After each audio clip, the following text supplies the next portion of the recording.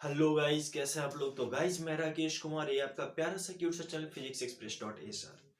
और गाइस यहाँ पर अभी तक जो है हम लोग क्लास 10th की सिलेबस पढ़ रहे थे। और क्लास 10th में जो हम लोग जो है वो पढ़ रहे थे फिजिक्स की सिलेबस। कौन सा? तो फिजिक्स। फिजिक्स जो है वो कि मैंने कहा है कि 2022 एग्जाम से पहले। कब? तो 2022 एग्जाम से पहले हमें आपको 99 डेज में, सिर्फ 99 दिन में, सिर्फ 99 डेज में फिजिक्स को क्या करना है, पूरी तरह से हमें खत्म करके दे दिया। ठीक है। इसमें आपका सब्जेक्टिव सब्जेक्टिव और साथ साथ एमसीक्यू, कि एमसीक्यू किस तरह के क्वेश्चंस आ सकते हैं या फिर किस तरह के क्वेश्चंस आपसे पूछे जा सकते हैं, इन सब का डिस्कशन मैं यहां पर करूंगा। ठीक है। तो प्लीज अभी तक अगर आपने चैनल को सब्सक्राइब नहीं, तो जल्दी से पहले आप सबसे पहले आप चैनल को सब्सक्राइब कर लें, ताकि हमारा ईच एंड एवरी वीडियोज का नोटिफिकेशन आपको मिलता रहे और आप आराम से घर पे बैठकर, ठंडी का मौसम है, आराम से रजाई ओढ़ ले और रजाई ओढ़ के आराम से कॉपी किताब लेकर बैठ जाओ और खुद से प्रिपरेशन करें, ज्यादा अच्छा होगा। दूसरी चीज कि जब भी हमारा वीडियोज आप देखते हो, तो वीडियोज देखते टाइम अपना कॉपी कॉपी प्लस पेन, यानी कि कॉपी और पेन साथ रखें और साथ रखकर, कॉपी पेन साथ रखकर नोट्स जो है वो खुद से बनाएं। क्योंकि जितना ज्यादा खुद से बनाया हुआ नोट्स आपको फायदा करेगा, उतना ज्यादा दूसरे का बनाया हुआ नोट्स आपको फायदा नहीं करेगा। इसलिए मैं हमेशा कहता हूं कि भैया आप नोट्स जो है वो खुद से बनाओ। ठीक है। नोट्स जो है वो खुद से बनाएं। इसके बाद अगर आपको बुक पढ़नी है तो आप एनसीईआरटी बुक पढ़ें। आप एनसीईआरटी बुक पढ़ सकते हैं, आपके लिए बहुत बेनिफिशियल बुक है। और बाकी फिर हमारा वीडियो लेक्चर ही आपके लिए बहुत सफिशिएंट है यार। आप हमारा वीडियो लेक्चर देखो, नोट्स बनाओ और फाइनली कि आप बहुत अच्छे एग्जाम में करोगे। ठीक है। थोड़ी ठंडी बढ़ गई है, ठंडी की मौसम बढ़ गई है, और ऐसे भी थोड़ी सी हमारा जो तबियत जो है वो थोड़ा ढीला पड़ गया है आज की ठंडी से। तो इसलिए मैं थोड़ा सा अपने आप को थोड़ा बचा के रख रहा हूँ, ताकि मैं आप लोगों का जो सिलेबस है वो मैं टाइम से खत्म कर सकूं। ठीक है। क्योंकि थोड़ा सा कुहासा वगैरह आने लगा है, ठंडी की मौसम बढ़ गई है इससे। और ऐसे भी कुहासे में हमें बाइक से ऑफलाइन क्लास के लिए जाना पड़ता है। तो जो ऑफलाइन क्लास के लिए जब मैं बाइक से जाता हूँ, तो उसकी वजह से कुहासे का इफेक्ट थोड़ा मेरे ऊपर भी आ गई है। और तो इसलिए मैं अपने आप को सेफ रखने के लिए थोड़ा सा मैं ये सब कर रखा हूँ। ठीक है। तो बच्चों अभी तक जो हम पढ़ रहे थे क्लास 10th के सिलेबस में, तो प्लीज अपने आसपास के डिस्टरबेंस को बंद कर दें और आराम से कॉपी किताब लेकर बैठ जाएं और हमारे साथ पढ़ें फिजिक्स। ठीक है। बच्चों फिजिक्स की जो पहला चैप्टर की शुरुआत हुई थी लाइट से, और लाइट में जो है हम लोग पढ़ रहे थे प्रकाश का परावर्तन। और प्रकाश के परावर्तन में हम लोगों ने समतल दर्पण के बारे में पढ़ लिया था कि समतल दर्पण से किसी भी प्रकाश की परावर्तन कैसे होगी। इसके बाद फिर समतल दर्पण में परावर्तन के बाद किसी भी वस्तु की प्रतिबिंब कैसे बनेगी, इन सभी चीजों के बारे में हम लोगों ने डिस्कशन कर लिया था। इसके बाद फिर मैंने ये भी बात किया था कि समतल दर्पण में प्रतिबिंब जो होती है वो आभासी प्रतिबिंब होती है, वास्तविक तो होती नहीं। क्यों?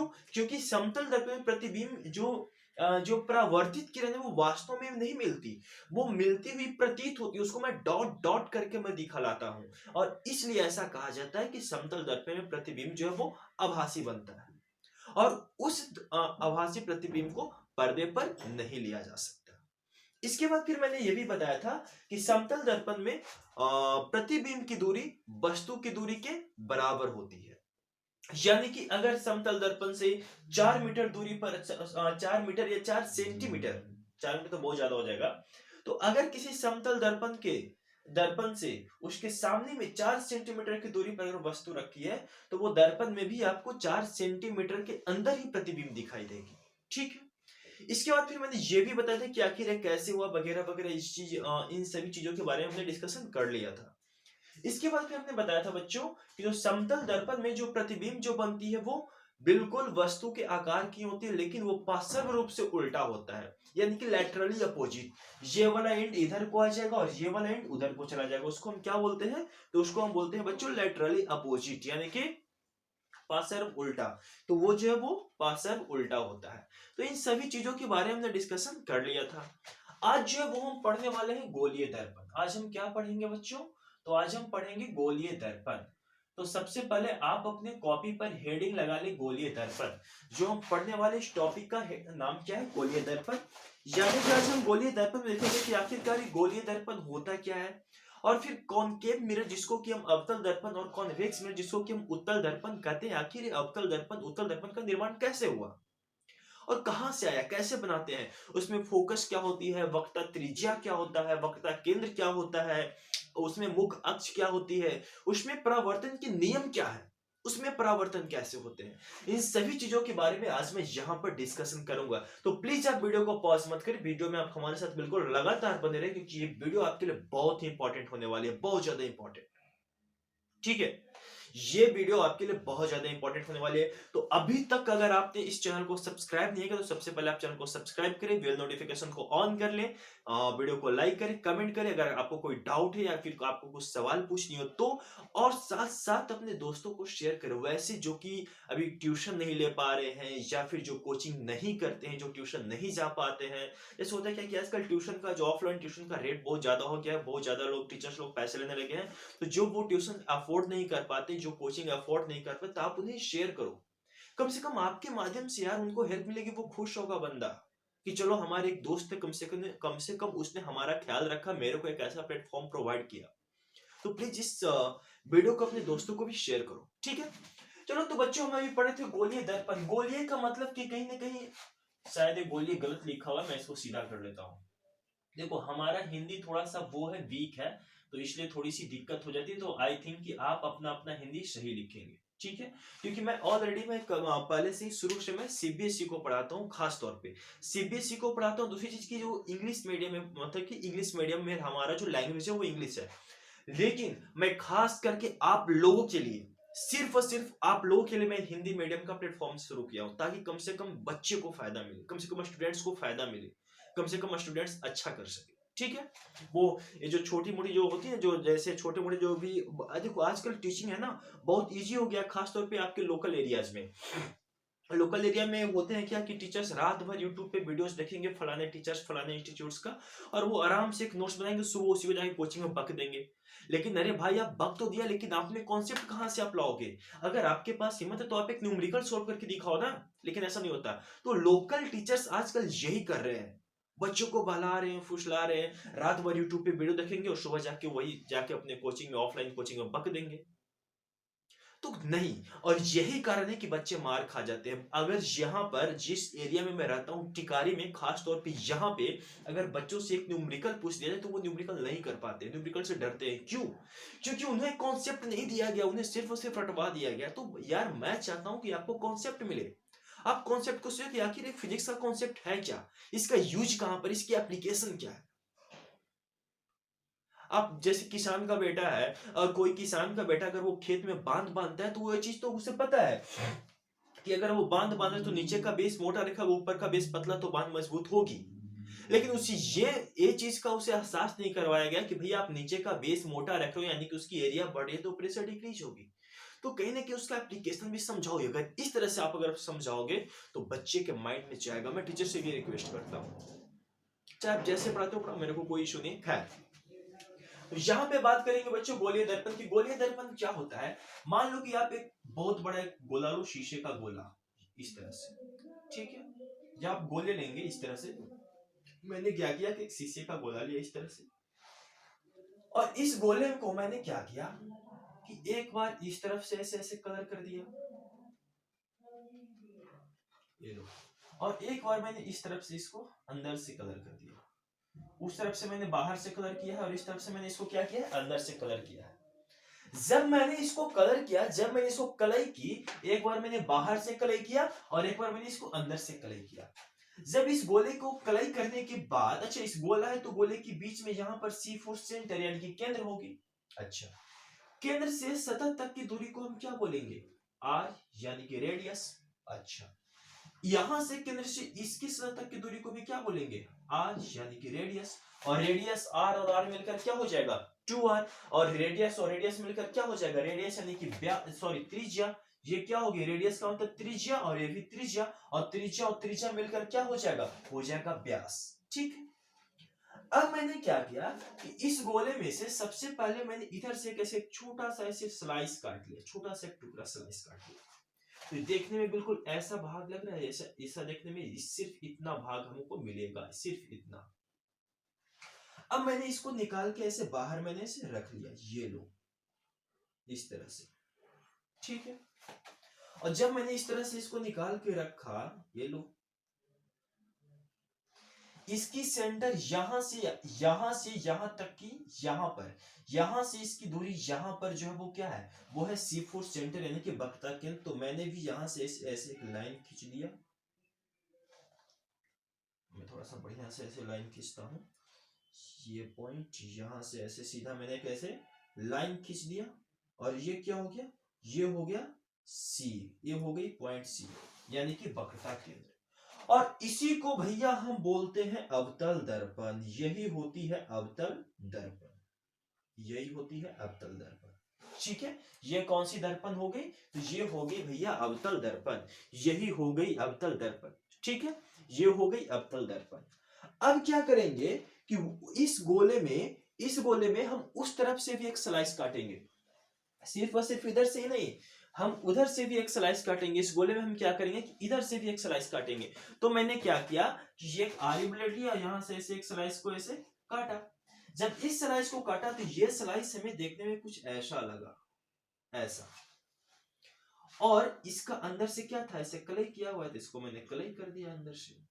और यहां से कुछ डिस्टेंस पर पॉइंट सी है, तो यहां से ऐसे मैंने कुछ डिस्टेंस पर, यहां पर अप्रोक्सीमेट इसका सेम, ठीक है, यहां पर मैंने क्या किया, पॉइंट सी बना दिया, ठीक है।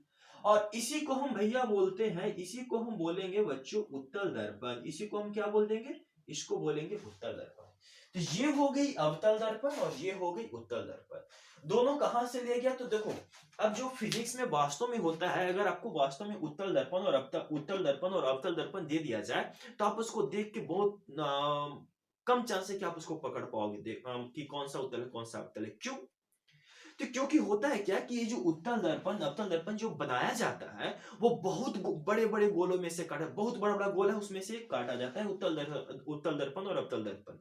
और वो देखने में आपको बिल्कुल अप्रोक्सीमेट सीधा लगेगा, क्योंकि ये छोटा छोटा दर्पण कटता है और बहुत बड़ा बड़ा गोला में से, तो वो देखने में लगभग, जैसे देखो अगर मैं इस गोले की एक छोटा सा स्लाइस काटूं तो लगभग स्ट्रेट लाइन होगा, स्ट्रेट लाइन होगा ना, तो स्ट्रेट लाइन की सीधी रेखा की तरह होगा, तो इसीलिए वो दर्पण आपको देखते हैं बिल्कुल सीधा लगेगा। तो इसीलिए मैंने यहाँ पे दर्पण जो बनाए हैं बहुत छोटे छोटे दर्पण बनाए हैं। कैसे, तो उत्तल दर्पण और अवतल दर्पण जो हम बनाए हैं वो बहुत छोटे छोटे दर्पण बनाए हैं, ठीक है। अब देखो दर्पण अवतल हो या उत्तल हो, ध्यान से यहाँ पे समझने का क्या, कि दर्पण अवतल हो या फिर उत्तल हो, दर्पण के अगर बीच में आप एक पॉइंट चूज कर लो, ये जो दर्पण अवतल है और उत्तल है, दोनों के बीच में, दर्पण के बिल्कुल बीच में यहां पर, और इस दर्पण के बीच में बिल्कुल यहां पर, इस बिंदु को बच्चों हम बोलते हैं ध्रुव। ये बीच वाले बिंदु को हम बोलते हैं, क्या बोलते हैं, तो बीच वाले बिंदु को हम बोलते हैं ध्रुव, जिसके बारे में आप लोगों ने अपने क्लास में पढ़ा होगा, इसको बोलते हैं ध्रुव, ठीक है। चलो, और देखो दोनों दर्पण में होता है ध्रुव, दोनों दर्पण में होगा। इसके बाद केंद्र, ये C जो है C, इस बिंदु को बोलते हैं बच्चों हम वक्रता त्रिज्या, वक्रता वक्रता केंद्र, इसको हम बोलेंगे वक्रता केंद्र। और केंद्र क्यों बोलेंगे सर, तो भैया केंद्र इसलिए क्योंकि जिस गोले से काटी गई है, जिस गोले से काटी गई है उस गोले की केंद्र यही तो थी। अच्छा, और वक्रता केंद्र से ध्रुव तक की दूरी, ए बिंदु हो गई ध्रुव, इसमें ए बिंदु हो गई ध्रुव, इसमें ये सी पॉइंट हो गया वक्रता केंद्र, इसमें ये सी पॉइंट हो गया केंद्र, और वक्रता केंद्र से ध्रुव तक की दूरी यानी कि यहां से यहां तक की दूरी, यहां से यहां तक की दूरी को हम बोलते हैं क्या, तो इसको हम बोलेंगे वक्रता त्रिज्या, यहां पे मैं लिखता हूं, इसको हम बोलेंगे वक्रता त्रिज्या, इसको हम बोलते हैं वक्रता त्रिज्या। तो यहां भी, यहां से इस ध्रुव से इस केंद्र तक की, मैं सी को ऐसे लिख देता हूं, इस केंद्र तक की दूरी को, ये वाली दूरी, ये भी क्या कहलाएगी, तो ये भी इसमें कहला जाएगी भैया वक्रता त्रिज्या, ये भी कहला जाएगी वक्रता त्रिज्या, ठीक है। देखिए इसका आप चाहे तो आप जब आप नोट्स बनाएंगे तो मैं जो समझा रहा हूं आप उसको अपने डिफिनेशन के रूप में लिख लेना, आपको समझ में आ जाएगी, बात समझ में आ रहा है ना। मैं जो यहाँ पे आपको समझा रहा हूं, आप इसको डिफिनेशन, आप इसके परिभाषा को बना के लेना। परिभाषा क्या लिखोगे वक्रता केंद्र का, तो ध्रुव से वक्रता केंद्र की दूरी को ध्रुव से एक चीज ध्यान रखिए कि आप इस दर्पण में जो भी दूरी मापेंगे, जो भी दूरी निकालेंगे, वो हमेशा ध्रुव से, हमेशा ध्रुव से। तो ध्रुव से वक्रता केंद्र, कहां तक? ध्रुव से वक्रता केंद्र, यहां भी ध्रुव से वक्रता केंद्र। तो ध्रुव से वक्रता केंद्र के बीच की दूरी को क्या कहते हैं? हम वक्रता त्रिज्या बोलते हैं। क्या बोलते हैं? वक्रता त्रिज्या बोलते हैं। ये दोनों दर्पण में होगी, अवतल में भी होगी और उत्तल में भी होगी। ठीक है, तो ये हो गया वक्रता केंद्र, ये हो गई ध्रुव, और ये हो गई वक्रता त्रिज्या। और इसी वक्रता त्रिज्या पर बच्चों, इसी वक्रता त्रिज्या को, या फिर आप ऐसा समझो कि इसी वक्रता त्रिज्या पर होता है इसका मुख्य अक्ष। इसको क्या होता है? वो होता है मुख्य अक्ष, मुख्य अक्ष। तो यहां पर भी इसके इसी वक्रता त्रिज्या पर एक क्या हो जाएगा? ये हो जाएगा मुख्य अक्ष, ये हो जाएगा मुख्य अक्ष। ठीक, चलिए, कोई बात, कोई प्रॉब्लम, कोई दिक्कत? चलिए, इतनी चीज होने के बाद ये होता है बच्चों फोकस, एक होता है फोकस। फोकस, तो फोकस क्या होता है? तो ये जो केंद्र जो देख रहे हैं वक्रता केंद्र, और यहां पर है ध्रुव, तो वक्रता केंद्र और ध्रुव के बिल्कुल बीच, बिल्कुल मध्य बिंदु पर होती है फोकस, जिसको हम एफ से दर्शाते हैं। और फोकस, फोकस और ध्रुव, यानी कि ध्रुव से फोकस तक की दूरी को हम कहते हैं, क्या कहते हैं? फोकस दूरी कहते हैं। क्या बोलते हैं? फोकस दूरी। फोकस दूरी कहां से कहां होगा? तो ध्रुव से एफ तक की दूरी, ध्रुव से, इसमें भी कहां होगा फोकस? यहां पर है सी, तो सी के यहां से यहां तक के वक्रता त्रिज्या, तो वक्रता त्रिज्या के आधा कर लो तो वो हो जाएगा फोकस। और इसीलिए फोकस का फॉर्मूला होता है एफ इक्वल टू होता है आर अपॉन टू।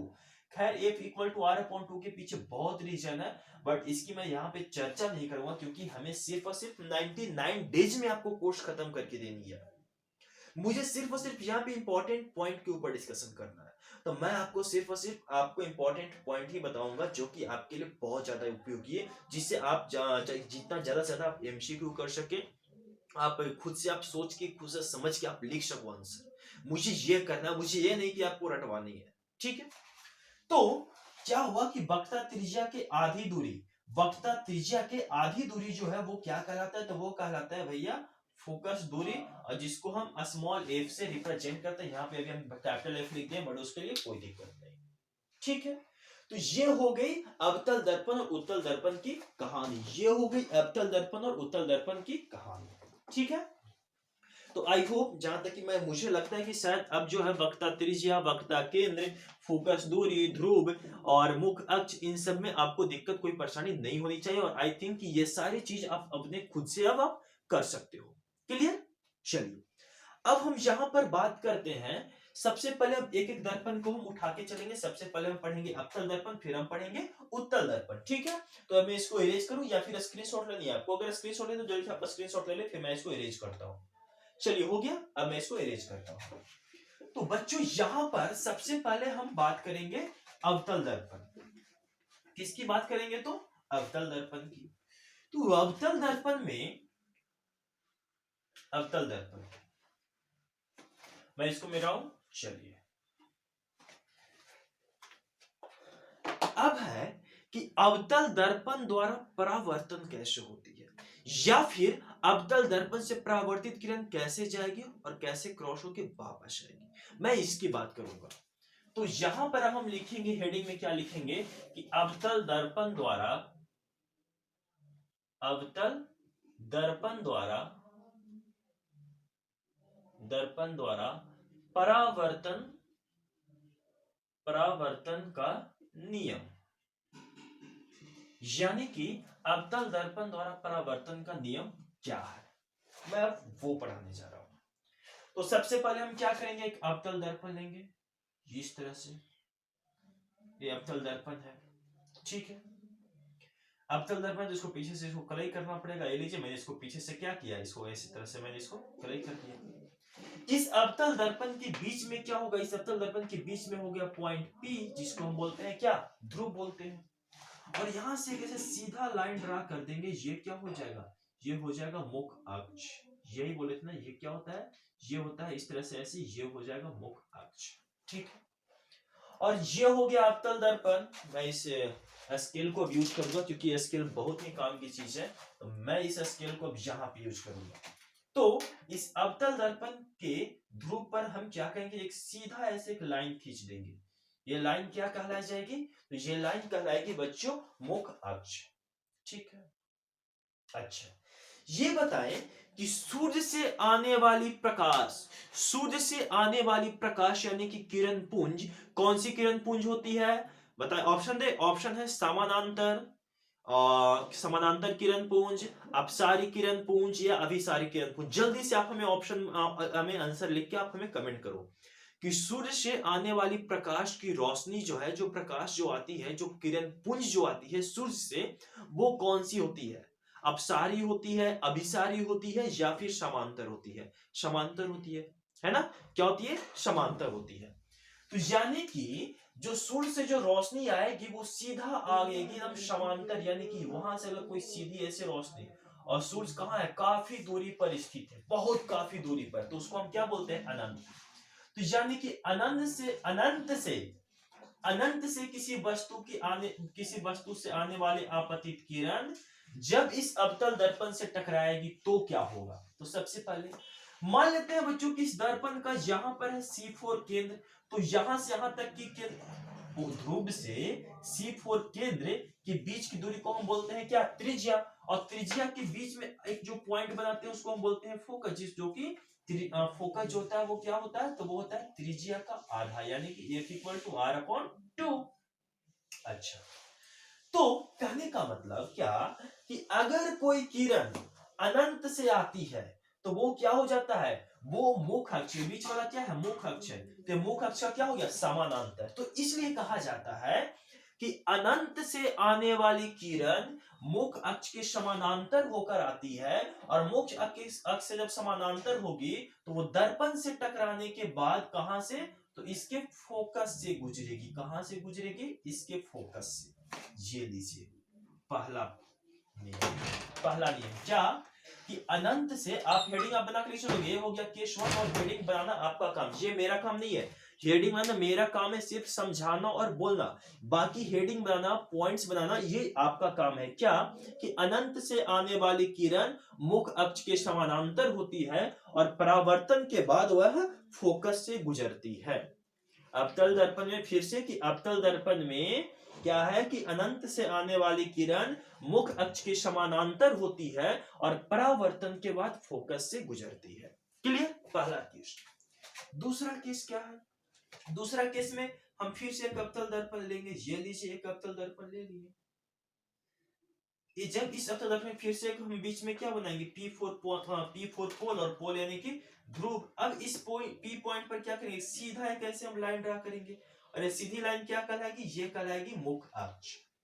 इस मुख अक्ष पर फिर से हम यहाँ पे अगर C4 सेंटर लेते हैं, यहाँ पर हम क्या लेते हैं, मान लीजिए कि यहाँ पर इसके बिल्कुल बीच में यहाँ पर हम लेंगे F फोकस। तो कहा जाता है क्या, कि अवतल दर्पण में अगर कोई किरण फोकस से जाकर, फोकस से पार करते हुए अगर दर्पण से जाकर टकराएगी, यानी कि ये किरण अगर देखे तो कहां से जा रही है, फोकस से गुजरते हुए जा रही है, तो वो क्या होता है कि दर्पण से टकराने के बाद, वो किरण दर्पण से टकराने के बाद क्या होगा, तो बिल्कुल मुख अक्ष के समानांतर हो जाएगी इस तरह से। तो दूसरा केस क्या है, कि फोकस से गुजरने वाली आपतित किरण, फोकस से गुजरने वाली आपतित किरण दर्पण से, कौन सी दर्पण, अवतल दर्पण, तो फोकस से गुजरने वाली किरण अब परावर्तन के बाद मुख अक्ष के समानांतर हो जाती है। देखो बिल्कुल इसका अपोजिट है, बिल्कुल इसका उल्टा, ऊपर वाले का उल्टा दूसरा है। देखो पहला में क्या था, कि अगर कोई किरण मुख अक्ष के समानांतर होती है तो वो फोकस से गुजरती है, और इसका उल्टा क्या, कि अगर वो फोकस से गुजरेगी तो क्या हो जाएगा, मुख अक्ष के समानांतर हो जाएगा। बात समझ में है, बिल्कुल दोनों इक्वल एंड इक्वल अपोजिट नहीं, लेकिन इसको बिल्कुल अपोजिट तो आप कह सकते हो, क्योंकि ये अपोजिट कैसे, तो यहां से अगर जा रही तो फोकस से गुजर रही है, फोकस से जा रही तो समानांतर हो जा रही, कहानी खत्म। तीसरा पॉइंट में क्या करेंगे, फिर से हम एक दर्पण बनाएंगे इस तरह से, ये लीजिए अवतल दर्पण बन गया। जब ये अवतल दर्पण बना, यहां पर बीच में फिर से हम क्या बनाएंगे, P4 पोल यानी कि ध्रुव बना लेंगे। जब ये ध्रुव बनाएंगे, ध्रुव बनाने के बाद फिर इस पे हम क्या करेंगे, एक मुख अक्ष लेंगे।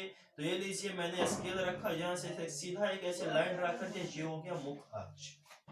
मुख अक्ष लिखने के बाद यहाँ पर हम C4 सेंटर लिख दिए, यहाँ पर इसके बिल्कुल आधे मिड पॉइंट पर यानी कि मध्य बिंदु पर हम यहाँ पे लिख देंगे F4 फोकस। ठीक है, हमारा दो केस तो हो गया था क्या कि एक तो ऐसे गया, एक तो समानांतर गया तो फोकस से गुजरा, एक फोकस से गया तो समानांतर हो गया।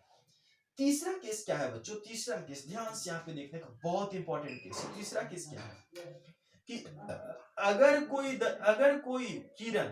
अगर कोई प्रकाश की किरण उसके वक्रता केंद्र से गुजरती है, अगर कोई प्रकाश की किरण कहां से, वक्रता केंद्र से गुजरती है, तो दर्पण से टकराने के बाद यानी कि परावर्तन के बाद वो उसी वक्रता केंद्र पर वापस लौट जाती है। सबसे इंपॉर्टेंट पॉइंट कि अवतल दर्पण में अगर कोई प्रकाश की किरण क्या होगी कि सॉरी मैंने फोकस से sorry very sorry I am very sorry, यहाँ पे I am very very sorry, यहाँ पे ये लीजिए अवतल दर्पण और यहाँ पे P4 ये बीच पॉइंट पे बीच वाले बिंदु पे क्या हो गया, P4 पोल हो गया। यहाँ पे मैंने स्केल रखा, एक सीधा ऐसे एक लाइन ड्रा कर देंगे जो कि क्या कहलाएगा, वो कहलाएगा ध्रुव। ये लीजिए मैंने यहाँ से एक सीधा ऐसे एक लाइन ड्रा कर दिया, ये हो गया ध्रुव। मान लीजिए कि इसका C4 सेंटर यहाँ पर है, तो और यहाँ पर इसका क्या है, यहाँ पर मान लीजिए कि वो F4 फोकस है, F4 क्या है, फोकस है। ठीक है, तो कहने का क्या मैंने कहा था कि अगर कोई किरण कहां से गुजरेगी, अगर कोई किरण उसके वक्रता केंद्र से होकर गुजरेगी, ऐसे वक्रता केंद्र से होकर गुजरेगी, ये लीजिए एक किरण वक्रता केंद्र से जाके गुजर रही है, तो वो इससे टकराने के बाद परावर्तन के बाद वो क्या होगी, उसी वक्रता केंद्र से गुजरते हुए वापस लौट जाएगी। यानी कि अगर आपतित किरण वक्रता केंद्र से गुजरती है, या अगर आपतित किरण वक्रता केंद्र से गुजरती है तो परावर्तन के बाद वह उसी पथ पर पुनः लौट जाएगी। यानी कि कहां, तो उसी पथ पर पुनः लौट जाएगी, यानी कि पुनः उसी वक्रता केंद्र पर, वक्रता केंद्र से होते हुए वापस लौट जाएगी। फिर से एक बार, पहला पॉइंट क्या था कि अगर आपतित किरण मुख अक्ष के समानांतर हो तो परावर्तन के बाद फोकस से गुजरेगी। दूसरा पॉइंट क्या था कि अगर कोई आपतित किरण फोकस से गुजरते हुए दर्पण से टकराती है तो वो मुख अक्ष के समानांतर हो जाती है। तीसरा पॉइंट यहाँ पर क्या मिला कि अगर कोई आपतित किरण वक्रता केंद्र से होते हुए दर्पण से टकराती है तो परावर्तन के बाद पुनः उसी पथ पर वक्रता केंद्र की ओर ही लौट जाती है। बात समझ में आई, क्लियर? जहां तक ये 3 पॉइंट बहुत इंपॉर्टेंट पॉइंट, 3 पॉइंट समझ में आया। अब देखो हम लेते हैं नेक्स्ट पॉइंट। नेक्स्ट पॉइंट चौथा पॉइंट क्या है, यहां से चौथा पॉइंट क्या है, फिर से एक हम लेंगे इस तरह से, ये लीजिए ये हो गया अवतल दर्पण। अवतल दर्पण के बीच में हम क्या बनाएंगे, P4 पोल, और पोल बनाने के बाद इस पे क्या करेंगे, इसके पोल पर एक सीधा लाइन ऐसे खींच देंगे, सीधी एक लाइन ऐसे ड्रॉ करेंगे। ये लीजिए मान लेते हैं कि इसका यहां पर C है और यहां पर इसका क्या है, F4 फोकस है। और इस बार जो आपतित किरण है वो मान लो कि वो बिल्कुल इसके पोल पर ही आके टकरा रहा है। कहां पे टकरा रहा है, ये लीजिए सीधे इसके पोल पर, इसके ध्रुव पर आके गिर रही है। तो जब ये किरण ध्रुव पर आकर गिरेगी तो वो क्या होगी, जितने डिग्री पर ध्रुव उतना ही डिग्री पर वो क्या हो जाएगा, वापस उसी ध्रुव से निकल के वापस, ये देखिए बिल्कुल ऐसे, ये लीजिए डाइवर्ज कर देगा, डाइवर्ज। समझ में आई बात समझ में आई? अच्छा आपको एक चीज यहाँ पे समझ में आ रही होगी, ऐसा नहीं लग रहा कि आपतित किरण है, परावर्तित किरण और बीच में अभी लंबा है, लग रहा है ना ऐसा? चलिए, तो ये थी मेन 4 पॉइंट कि परावर्तन कैसे कैसे हो सकता है इस गोलीय दर्पण और खास करके अवतल दर्पण। अभी हम उत्तल दर्पण की बात नहीं कर रहे बच्चों, अभी हम यहाँ पर उत्तल दर्पण की बात हम नहीं कर रहे, उत्तल दर्पण की बात हम करेंगे लेकिन सबसे पहले अवतल जब कर लेंगे तब। ठीक है, तो ये हो गया कि परावर्तन का नियम, की परावर्तन कैसे कैसे हो सकती है, यानी कि परावर्तन अवतल दर्पण से परावर्तन का नियम क्या है। यही बिल्कुल सेम नियम, बिल्कुल यही सेम नियम, बिल्कुल समान यही नियम आपको उत्तल दर्पण में भी प्रयोग करना है। लेकिन उसकी बात अभी हम नहीं करेंगे, वो वहां पे प्रयोग करके हम दिखाएंगे, लेकिन अभी जस्ट नहीं। अब हम इससे अब हम इमेज बना के दिखाएंगे, इससे प्रतिबिंब कैसे बन सकती है वो दिखाएंगे। तो अब जो है हम लोग पढ़ लेते हैं क्या, कि अवतल दर्पण द्वारा क्या प्रतिबिंब का निर्माण, प्रतिबिंब का निर्माण। क्योंकि अभी ताजा ताजा पढ़े हैं ना, तो ताजा ताजा पढ़ोगे ना, तो ताजा ताजा में आपको आसानी से प्रतिबिंब बनाना भी आ जाएगा, आसानी से प्रतिबिंब बनाना आएगा, वो ज्यादा अच्छा आपके लिए रहेगा। मान लो बच्चों ये कोई अवतल दर्पण है, ये कोई अवतल दर्पण है, और ये हो गया अवतल दर्पण पे P4 पोल यानी कि ध्रुव, और ये हो गई इस ध्रुव पर क्या, इस तरह से एक सीधी रेखा जिसको कि हम बोलते हैं, क्या बोलते हैं, तो मुख अक्ष। ठीक है, कोई दिक्कत नहीं। मान लो कि कोई जो वस्तु है, वस्तु वो कहां पर है, तो वो है इनफाइनाइट पर, अनंत पर। इनफाइनाइट का मतलब क्या होता है, वो होता है अनंत, अनंत पर। मान लो कि कोई वस्तु कहां रखी है, तो वो वस्तु रखी है अनंत पर। ठीक है, ये हो गया अवतल दर्पण। अवतल दर्पण के सामने जो वस्तु है वो अनंत पर है। देखो अनंत करने का मतलब कि हर कुछ चीज, वो सूरज की प्रकाश को हम सूर्य से तुलना नहीं कर सकते। अनंत करने का मतलब कि दर्पण का साइज बहुत छोटा, और दर्पण के साइज के रिस्पेक्ट में दूरी जो है वो बहुत ज्यादा।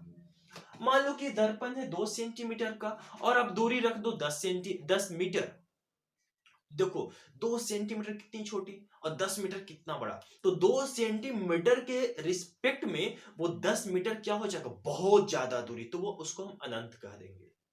तो मेरा अनंत कहने का मतलब ये नहीं, बात समझो सबसे पहले, यहाँ पे मेन पॉइंट में बता रहा हूँ, ये अनंत करने का मतलब सिर्फ ये नहीं कि बहुत बहुत ज्यादा दूर सूरज और चंद्रमा से हम बात करेंगे, जी नहीं। अनंत की जहां तक की बात है तो एक दूसरे के रिस्पेक्ट में हम कर रहे हैं। यहां पर अनंत कहने का मतलब ये हुआ हमारा, यहां पर अनंत करने का मतलब, बच्चा लोग बोलेगा सर बार बार आवाज अपना मफलर ही वो करने में लगे हुए हैं, क्या करिए ठंडी। तो यहां पर अनंत कहने का मतलब ये हुआ क्या, कि वो जो मिरर, जो दर्पण की जो साइज है वो बहुत छोटी है, 2 सेंटीमीटर 4 सेंटीमीटर जो भी आप मान लो, लेकिन दूरी जब वो 1 मीटर 2 मीटर 5 मीटर 10 मीटर, तो वो दूरी एक लिए इस दर्पण के रिस्पेक्ट में, इस दर्पण के लिए वो दूरी अनंत दूरी कहलाएगी। तो ये मेरा कहने का मतलब हुआ। तो अब क्या हुआ कि एक एक वस्तु रखी है जो कि अनंत पर रखी है, और यहां पर एक अवतल दर्पण के सामने रखी है। तो जो अनंत से जो दूर जो किरण, जो प्रकाश की जो किरण आती है, वो किरण कैसे आती है, तो वो बिल्कुल समानांतर किरण के रूप, किरण पुंज के रूप में आती है, यानी कि वो सीधा ऐसे आएगी, इस तरह से आके दर्पण से टकराएगी। मान लो कि इस दर्पण का C4 सेंटर यहाँ पर और F4 फोकस बिल्कुल इसके बीच वाले पॉइंट यहाँ पर, मान लो कि F4 फोकस है, कोई दिक्कत। यहाँ पर C4 सेंटर, यहाँ पर क्या है, F4 फोकस है, और बड़ा लिख देते हैं इसको, ठीक है, ये लीजिए। तो मैंने अभी क्या बताया कि अगर कोई आपतित किरण मुख अक्ष के समानांतर हो, तो परावर्तन के बाद कहां से गुजरेगी, ठीक इसके फोकस से गुजरेगी, वो ऐसे यहां से क्या होगा, इसके फोकस से ऐसे क्रॉस करेगी, परावर्तन के बाद वो ऐसे यहां से इसके फोकस से गुजरेगी। ठीक है, मैंने पिछले वीडियो लेक्चर में बताया था बच्चों कि किसी भी वस्तु की प्रतिबिंब बनने के लिए, मैंने क्या बताया कि किसी भी वस्तु की प्रतिबिंब बनने के लिए कम से कम आपको 2 आपतित किरण की आवश्यकता पड़ेगी। यानी कि किसी भी वस्तु की प्रतिबिंब बनने के लिए कम से कम आपको 2 आपतित किरण की आवश्यकता होती है। ठीक है, तो यहां पर हम क्या करेंगे, यहां पर हमको एक और आपतित किरण लेना पड़ेगा। तो वस्तु जब अनंत में है, तो जो एक और आपतित किरण आएगी वो भी तो कहीं ना कहीं समानांतर ही आएगी, क्योंकि अनंत से आने वाले सभी प्रकाश की किरण पुंज कैसी होती है, समानांतर किरण पुंज होती है। मैं इसके बारे में एक बार नहीं 1000 बार बात कर चुका हूं, और इसको बहुत अच्छे तरीके से मैंने समझाया भी था। ये लीजिए, ऐसे आएगी, ये हो गई बिल्कुल मुख्य अक्ष के समानांतर दूसरी आपतित किरण हो जाएगी। और जब मुख्य अक्ष के समानांतर आएगी तो ये कहां से गुजरेगी, तो ये इसके फोकस से गुजरेगी, यानी कि यहां से ऐसे गुजरेगी टकराने के बाद। ये हो गया परावर्तन। अच्छा, तो परावर्तन के बाद ये दोनों जो है, दोनों परावर्तित किरण कहां पर मिल रही है, तो ये आपको देख रहा है कि दोनों परावर्तित किरण जो बिल्कुल ठीक इसके फोकस पर ही F बिंदु पर मिल रही है। तो क्या हम ऐसा कह सकते हैं कि जो प्रतिबिंब जो है, प्रतिबिंब वो कहां पर बनेगा, तो प्रतिबिंब जो है वो F पर बनेगा। कहां पर? F पर, यानी कि फोकस पर बनेगा। अच्छा, पहला पॉइंट। दूसरा पॉइंट इसमें क्या है कि प्रतिबिंब जो है वो देखो एक पॉइंट पे दोनों जाके मिल रही है, यानी कि बहुत छोटा। कैसा होगा? बहुत छोटा होगा। यानी कि प्रतिबिंब कैसा होगा? बहुत छोटा, साइज में जो है वो बहुत छोटा होगा। ये बात अभी अगर यहाँ पे ये चीज का रियलाइज नहीं हो रहा कि बहुत छोटा होगा, तो ये बात आपको रियलाइज होगी कब? 2 मिनट आप रुक जाएंगे, 2 मिनट बस बर्दाश्त करके आप बैठे रहे तब। अगला पॉइंट क्या है कि प्रतिबिंब जो है वो बहुत छोटा होगा, बहुत छोटा। इसके बाद फिर क्या यहाँ पे दोनों जो परावर्तित किरण है क्या वास्तविक में मिल रहे हैं या फिर उसको हम डॉट डॉट करके मिला रहे हैं? नहीं सर, ये तो वास्तविक में मिल रहे हैं। तो यानी कि इसके वजह से जो प्रतिबिंब बनेगा, क्या वो वास्तविक प्रतिबिंब होगा या फिर आभासी होगा? जब दोनों परावर्तित किरण जब वास्तविक रूप में मिल रही है, तो जो प्रतिबिंब जो बनेगा वो बनेगा वास्तविक। वो कैसा प्रतिबिंब बनेगा? तो वो बनेगा वास्तविक। क्लियर? ये पॉइंट समझ में आया? बहुत इंपॉर्टेंट पॉइंट था। तो फिर से एक बार कि अगर वस्तु कहां हो? अनंत पर हो, तो प्रतिबिंब कहां बनेगा? फोकस पर बनेगा। इसके बाद प्रतिबिंब कैसा होगा? बहुत छोटा होगा। प्रतिबिंब कैसा रहेगा? आभासी रहेगा, वास्तविक रहेगा? तो वो वास्तविक रहेगा। केस 1। ठीक है। दूसरी चीज, फिर से हम एक दर्पण लेंगे अवतल। ये लीजिए, एक दर्पण ले लिए अवतल। ठीक है। इस दर्पण के ठीक बीच में हम P4 पोल, यानी कि जिसको हम बोलते हैं हिंदी में ध्रुव, वो बना दिए। ध्रुव बनाने के बाद एक सीधा एक लाइन ड्रा कर देंगे जो कि मुख्य अक्ष कहलाएगा। ये लीजिए। अब मैंने क्या किया कि जहां पर इसका, मान लो कि जहां पर C4 सेंटर है, तो ठीक इसके बीच में जहां पर क्या हो जाएगा? एक फॉर फोकस। और मान लो कि वो वस्तु धीरे धीरे वही पास आ रही है। धीरे धीरे, पहले अनंत पे था बहुत दूर, धीरे धीरे धीरे धीरे धीरे धीरे धीरे वो इसके पास आ रही है। पास आते आते आते आते आते आते क्या हुआ कि ये जो सी, ये क्या था? ये सी था और ये थे F4 फोकस। वो वस्तु, मैं इस दर्पण थोड़ा सा और बड़ा कर लेता हूं।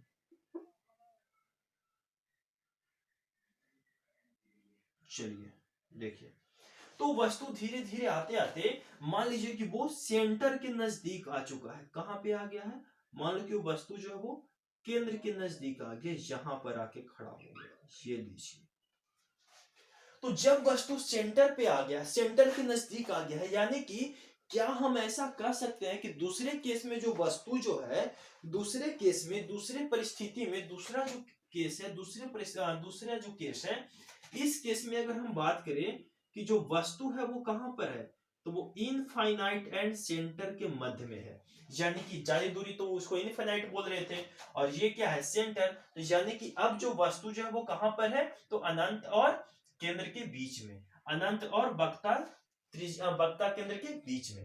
तो जब अनंत और वक्ता केंद्र के बीच में जब ये वस्तु रखी है और सामने अवतल दर्पण, तो इसका प्रतिबिंब कैसा बनेगा? तो क्या करेंगे कि हम यहां से ऐसे एक स्केल रखेंगे और सबसे पहले तो हम क्या करेंगे कि यहां से एक सीधा एक किरण ले जाकर दर्पण से टकराएंगे। भैया ये लो, सीधा ऐसे किरण ले जाके दर्पण से मैंने इसको टकरा दिया। तो ये दर्पण, एक ये जो किरण जो जाके टकराया, आपको दिख रहा हो कि किरण जो है वो मुख्य अक्ष के समानांतर है, और मुख्य अक्ष के समानांतर होने वाली किरण दर्पण से टकराने के बाद क्या होता है? फोकस से गुजरता है। तो ये लीजिए, मैंने इसको क्या किया, जहां पे ऐसे स्केल रखा और इसके फोकस से मैंने गुजार दिया। सिंपल है, बहुत सिंपल है, कोई बड़ा इसमें कोई बड़ा तोप आपको नहीं चलाना। ये लीजिए, ये हो गई परावर्तित, ये हो गई परावर्तित। बात समझ में आई? ठीक है। या अपतित, ये हो गई परावर्तित। अब क्या होगा? हमें एक किरण और चाहिए। देखिए, किरण की आवश्यकता पड़ेगी, ये किरण किरण और एक ये किरण, तो किरण की आवश्यकता आपको पड़ेगी। ठीक है।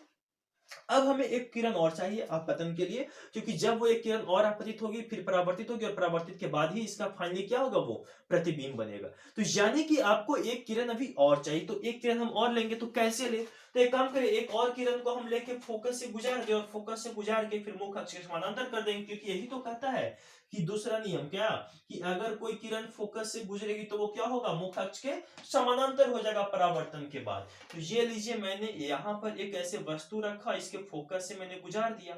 ये लीजिए, यहाँ पे ऐसे मैंने स्केल रखा और इसके फोकस से ऐसे टकरा के ऐसे निकाल दिया, ऐसे जाके टकराया। और जब ऐसे टकराए तो क्या हो जाएगा, ये यहां से मुख अक्ष के समानांतर होके क्या होगा, यहां से क्रॉस करेगा। ये लीजिए, सॉरी, यहाँ पे टकरा रहा है, ये ऐसे मुख अक्ष के समानांतर होके जाएगा। और जब मुख, ये था C4 सेंटर ना, थोड़ा सा इसको बड़ा करके ऊपर में लिख देता हूँ, ठीक है, ये लीजिए ऊपर में। हाँ, अब ये दोनों किरण कहां पर मीट कर रही है, यहां पर मिल रही है, इस बिंदु पर मिल रही है, यहां पर मिल रही है, यानी कि अब जो है वो कहां पर प्रतिबिंब बनेगा, यहां पर बनेगा, यहां पर। तो यानी कि अब जो है, अगर हम बात करें इसमें प्रतिबिंब की, तो प्रतिबिंब कहां पर बनेगा, इस केस में प्रतिबिंब, प्रतिबिंब कहां पर बनेगा, तो सबसे पहला पॉइंट कि इस केस में प्रतिबिंब जो है वो कहां पर, तो प्रतिबिंब केंद्र एंड एफ फॉर फोकस के बीच में होगा। यहां पर सबसे पहले क्या था कि वस्तु जब अनंत पर थी तो प्रतिबिंब कहां पर बन रहा था, फोकस पर बन रहा था। अब जब वस्तु अनंत और केंद्र के बीच में आई तो प्रतिबिंब कहां पर, तो केंद्र और फोकस के बीच में बन रहा है। दूसरी चीज, वस्तु की आकार कैसी होगी, यानी कि उसकी मैग्निफिकेशन, अगर हम आवर्धन जिसको हम बोलते हैं उसकी बात करें तो आकार कैसी होगी, प्रतिबिंब की आकार, सॉरी प्रतिबिंब कैसा होगा, क्या वस्तु से बहुत छोटा होगी, क्या वस्तु से बड़ी होगी, या थोड़ा बहुत छोटा होगी। तो भैया यहाँ पे जितना छोटा, यानी कि यहाँ पे जो बहुत छोटा हो रहा था उतना छोटा ना हो कि थोड़ा छोटा होगा, तो यहाँ पे हम सिर्फ लिख देंगे कि प्रतिबिंब जो है वो क्या होगा, छोटा होगा। दूसरी चीज, क्या यह प्रतिबिंब वास्तविक होगी या आभासी होगी, चेक कीजिए, बताइए। तो देखो यहां पर यह है आपतित किरण और यह है परावर्तित किरण, और फिर एक यह है आपतित और यह है परावर्तित, और दोनों परावर्तित किरण वास्तव में यहां पर मीट कर रहा है, वास्तव में मिल रहा है, तो क्या कह देंगे कि वो जो है वो वास्तविक, कैसी प्रतिबिंब बन रही है, तो वो जो है वो वास्तविक प्रतिबिंब बन रही है। कैसा, वास्तविक प्रतिबिंब। तीसरा पॉइंट, नहीं 1 2 3 चौथा पॉइंट, अब यहाँ पे चौथा पॉइंट भी आ गया। चौथा पॉइंट में क्या है कि इस दर्पण में जो प्रतिबिंब जो बन रहा है वो देखिए, वो उल्टा, ये वाला एरो कहां चला गया है, नीचे, तो प्रतिबिंब कैसा बनेगा, तो उल्टा भी बनेगा, तो उल्टा बनेगा। तो देखिए यहां से क्या क्या चीज आपको मिला कि, तो अगर आपसे पूछिए कि भैया अवतल दर्पण में प्रतिबिंब कैसा कैसा बन रहा है, तो एक तो छोटा छोटा बन ही रहा है, साथ साथ वास्तविक, यहां भी वास्तविक था, यहां भी वास्तविक था। यहां पर प्रतिबिंब उल्टा, यहां पे हम नहीं लिखें कि प्रतिबिंब उल्टा है कि सीधा, क्यों, क्योंकि अभी हमें इसके ऊपर टेस्ट करना है, क्योंकि जब इस दर्पण में 3 4 और प्रतिबिंब जब उल्टा बन जाएंगे तो हमें यकीन हो जाएगा कि अवतल दर्पण में प्रतिबिंब जो है वो उल्टा ही बनता है। तो इस बात को हम टेस्ट करने के लिए अभी हम इनफाइनाइट वाला केस, यानी कि अनंत वाले केस में हम अभी तक नहीं लिखे हैं, ठीक है। चलिए अब बात करते हैं आगे की कहानी, ये लीजिए अब आगे की कहानी। अब वस्तु को और नजदीक लाइए, कहां पर लाएंगे, केंद्र पर। तो ये लीजिए, मैंने यहां पर एक ऐसे अवतल दर्पण बना दिया। जब मैंने अवतल दर्पण बना दिया तो यहां पर रख दिया मैंने P4 पोल, यानी कि ध्रुव बना दिया। क्या बना दिया, ध्रुव। और इस ध्रुव पर मैंने ऐसे स्केल रख के सीधा एक लाइन ड्रा करेंगे, जो कि सॉरी, एक सीधा एक ऐसे स्केल को रख के हम यहाँ पे क्या करेंगे, एक सीधा लाइन ऐसे बना देंगे, सीधा एक लाइन ड्रा करेंगे, जो कि कहलाएगा क्या, वो कहलाएगा मुख अक्ष, ठीक है। और इस मुख अक्ष पर मान लीजिए कि यहाँ पर C4 सेंटर है, यहाँ पर क्या F4 फोकस है।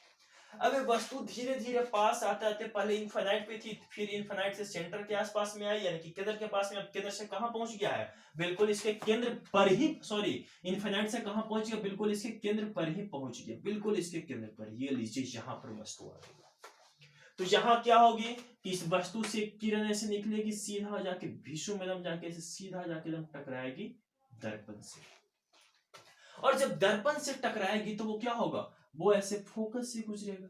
ये लीजिए, मैं इसको क्या करूंगा, इसको ऐसे फोकस से, यहां से ऐसे फोकस सीधा स्केल रखना ही पड़ेगा क्योंकि स्लिप कर जाती है।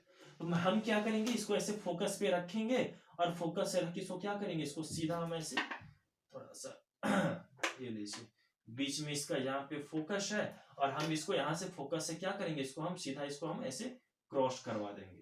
ये लीजिए, फोकस से क्रॉस करेंगे, ठीक है। अब क्या करना है कि हमें एक और आपतित किरण लेनी है, तो एक और आपतित किरण लो, और एक और आपतित किरण को हम क्या कर रहे हैं, अभी फोकस से दो ही चीज हम कर रहे हैं। देखो कुछ नहीं करते, सिंपल हम दो चीज कर रहे हैं, एक को मुख अक्ष के समानांतर ले जाके टकरा के फोकस से गुजार रहे हैं, दूसरा क्या करेंगे, फोकस से ले जाके मुख अक्ष के समानांतर कर दे रहे हैं। बस यही दो काम तो कर रहे हैं सिंपली। तो अब क्या होगा कि हम सिंपली इसके फोकस पे ऐसे यहां से ऐसे स्केल को मिला के रखेंगे, और सिंपली यहां से कैसे सीधा एक ऐसे लाइन ड्रा कर देंगे जो कि दर्पण से टकराएगी, और फिर इसको हम बिल्कुल यहां से ऐसे, यहां से इसको हम ऐसे क्या करेंगे, इसको हम परावर्तित करा देंगे। ये लीजिए, परावर्तित कर देंगे। ये था C4 सेंटर, यहाँ पे मैं इसको ऊपर लेता हूँ C4 सेंटर। तो ये हो गई आपतित किरण, ये हो गई परावर्तित किरण, ये वाला भी था परावर्तित, यहाँ पर भी ठीक है। तो इस बार कहां पर मिले, तो देखिए इस बार जो दोनों जो है, दोनों आपतित, दोनों परावर्तित किरण दर्पण से टकराने के बाद दोनों सेंटर पर ही मिल रही है, दोनों केंद्र पर ही मिल रही है। दोनों कहां पर मिल रही है, केंद्र पर मिल रही है। यानी कि इस बार जो है प्रतिबिंब कहां बनेगा, इस केस में जो है वो प्रतिबिंब, प्रतिबिंब कहां, वस्तु कहां पर था, सबसे पहले कि वस्तु कहां पर था, तो सी पर, यानी कि केंद्र पर, वक्ता केंद्र पर। तो प्रतिबिंब कहां पर बना, तो प्रतिबिंब जो है वो सी पर बनेगा। प्रतिबिंब कहां पर बनेगा, सी पर बनेगा। ठीक है, पहला पॉइंट। दूसरा पॉइंट, प्रतिबिंब जो है वो क्या होगा, बड़ा होगा, वस्तु से छोटा होगा, वस्तु के समान के आकार का होगा, क्या होगा। तो यहां पर आप देखिए कि प्रतिबिंब और वस्तु दोनों की आकार क्या है, समान है।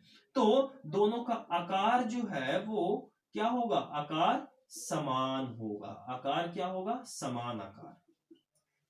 अगला पॉइंट, क्या प्रतिबिंब वास्तविक बनेगी या फिर क्या प्रतिबिंब आभासी बनेगी। तो भैया दोनों किरण, वास्तव में दोनों किरण मिल रही है, तो दोनों, तो इसकी वजह से प्रतिबिंब जो बनेगा वो कैसा बनेगा, वो बनेगा वास्तविक। प्रतिबिंब कैसा बनेगा, वो बनेगा वास्तविक। नेक्स्ट पॉइंट, क्या यहां पर प्रतिबिंब जो है वो उल्टा बनेगा या सीधा बनेगा। प्रतिबिंब यहां पर उल्टा बनेगा या सीधा बनेगा, तो यहां पर प्रतिबिंब जो है यहां पर भी उल्टा बनेगा, यहां पर भी क्या है, उल्टा बनेगा। ठीक है, चलिए बात समझ में आई। तो हम देख रहे हैं कि यहां पे गौर कीजिए कि जैसे जैसे ये वस्तु दर्पण के नजदीक जा रही है, जैसे जैसे वस्तु पहले अनंत पर थी, दर्पण के नजदीक जा रही है, प्रतिबिंब का आकार क्या हो रहा है, बड़ा होते जा रहा है। नहीं, पहले प्रतिबिंब, पहले वस्तु कहां पर थी, अनंत पर। जब वस्तु अनंत पर थी तो प्रतिबिंब कैसा बन रहा था, बहुत छोटा बन रहा था। फिर वस्तु कहां पर आया, केंद्र के नजदीक, तो प्रतिबिंब थोड़ा सा फोकस से और शिफ्ट हुआ, और शिफ्ट होकर कहां बढ़ गया, केंद्र और फोकस के बीच में। फिर वस्तु कहां पर आ गया, केंद्र पर, और जैसे ही केंद्र पर आएगा तो प्रतिबिंब भी कहां भाग गया, केंद्र पर। तो जैसे जैसे हम नजदीक आ रहे, धीरे धीरे यूं पास आ रहे हो, जैसे जैसे नजदीक बढ़ा, प्रतिबिंब क्या हो रहा है, वैसे वैसे दर्पण से दूर भाग रहा। जैसे जैसे वस्तु दर्पण के नजदीक आ रही है, प्रतिबिंब भी अवतल दर्पण में वो क्या हो रहा है, दर्पण से दूर भाग रही है। और तो और दर्पण का उस प्रतिबिंब का आकार भी क्या हो रहा है, बड़ा हो रहा है। जब अनंत पर थी तो प्रतिबिंब बहुत छोटा था, जब थोड़ी सी नजदीक आई तो प्रतिबिंब का आकार थोड़ा बहुत बढ़ा है, लेकिन अभी वस्तु के आकार से कम ही है, लेकिन उतना ज्यादा कम नहीं जितना अनंत पर था, यानी कि छोटा है।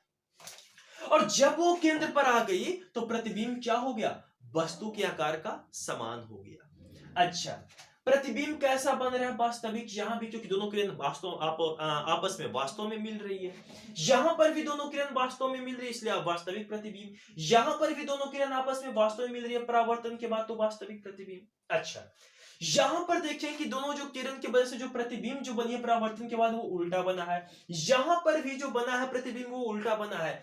तो इसका मतलब कि अनंत पर रखने के बाद जो फोकस पर जो प्रतिबिंब बना होगा वो भी कैसा होगा, तो वो भी उल्टा ही होगा। वो भी प्रतिबिंब कैसा होगा, उल्टा होगा। इस बात का सबूत है, इसीलिए मैंने कहा था कि बस कुछ देर आप सब्र कर लो, आपको ये बातें समझ में आ जाएंगी।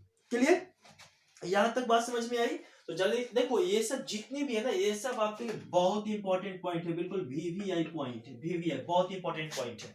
ठीक है, ये सब बहुत इंपॉर्टेंट पॉइंट है। और मैं इसलिए ताकि मैं चाहता हूं कि आपको इस चीज ड्रा करना भी आए, आपको ये बनाना भी आए। अब क्या होगा कि जब आप ये दर्पण जब आप बनाओगे, मैं एक चीज और यहाँ पे बता दूं, सबसे इंपॉर्टेंट पॉइंट क्या, कि जब आप ये दर्पण बनाओगे और जब आप ऐसे किरण मिलाओगे तो हो सकता है कि आपकी किरण सेंटर पे ना मीट करे, सेंटर पे ना मिल पाए।